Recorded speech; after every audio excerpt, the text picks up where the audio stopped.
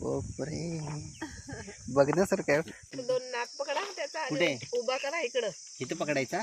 पकडा असा. इथे पकडू. जाम जोरात पकडा. हा पकडा पकडा. वजन आहे. नाही नाही नाही 3-1 किलोचा आहे तो. हे पण हा बास्केट पकडा तुम्ही.